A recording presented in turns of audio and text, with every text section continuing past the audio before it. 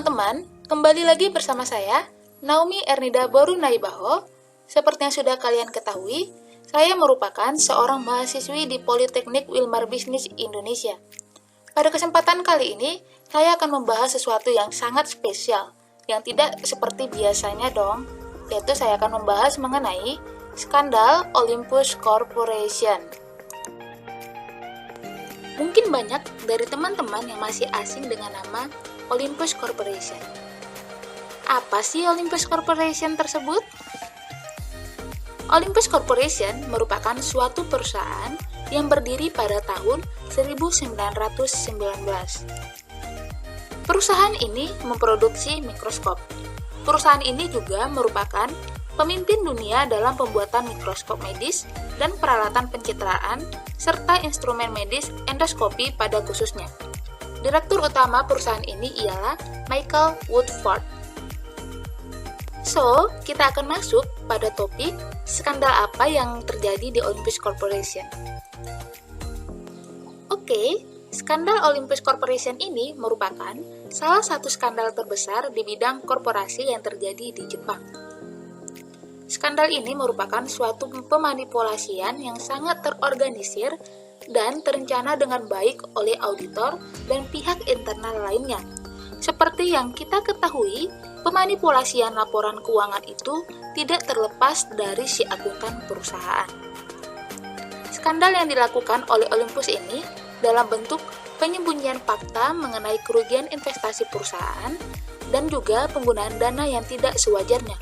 Hal tersebut juga didukung dengan ditemukannya aliran dana yang digunakan bukan untuk kepentingan perusahaan Olympus. Kemudian, skandal yang dilakukan oleh perusahaan ini sudah disembunyikan sebegitu baik dan rapi selama 20 tahun lamanya. Woodford selaku direktur utama perusahaan ini yang menemukan skandal ini, dia mencari informasi dan kebenaran yang terjadi.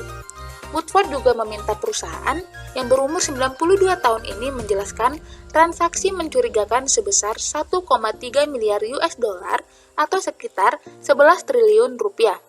Tetapi, alhasil yang didapatkan bahwa Woodford dipecat dari perusahaan. Setelah kita mengetahui yang terjadi pada skandal Olympus Corporation tersebut, sesuai dengan pedoman yang saya gunakan ialah Kode Etik Profesi Akuntan Profesional, yang mana kasus tersebut sudah melanggar etika profesi akuntan profesional. Mengapa akuntan profesional dan mengapa bukan akuntan publik? Karena seperti yang sudah kita ketahui, bahwa yang ikut bekerja sama menyukseskan skandal ini ialah akuntan yang ada pada perusahaan tersebut, bukan akuntan publik. Berdasarkan pedoman yang saya gunakan, yaitu Kode Etik Profesi Akuntan Profesional, akuntan tersebut telah melanggar prinsip utama seorang akuntan profesional, yaitu integritas.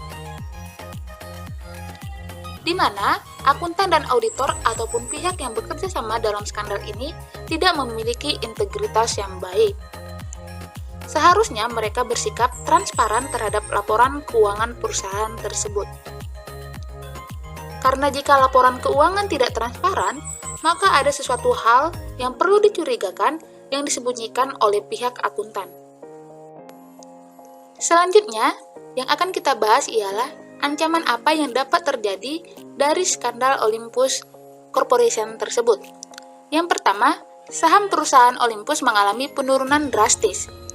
Yang kedua, merusak nama baik perusahaan lainnya di Jepang.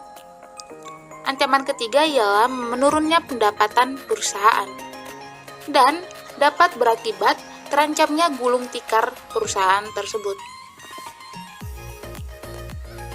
Selanjutnya, pengamanan apa yang harus dilakukan oleh Olympus Corporation tersebut?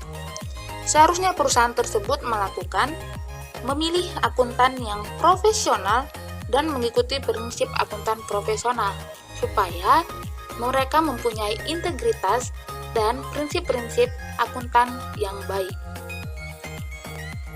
Pada akhirnya, sanksi yang didapatkan mereka ialah setelah 6 tahun sejak skandal Olympus terungkap, mereka menerima hukuman penjara dan kewajiban membayar denda senilai 529 juta US dollar.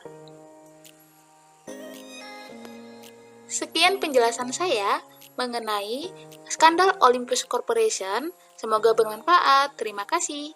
Tunggu video saya selanjutnya ya. Bye-bye.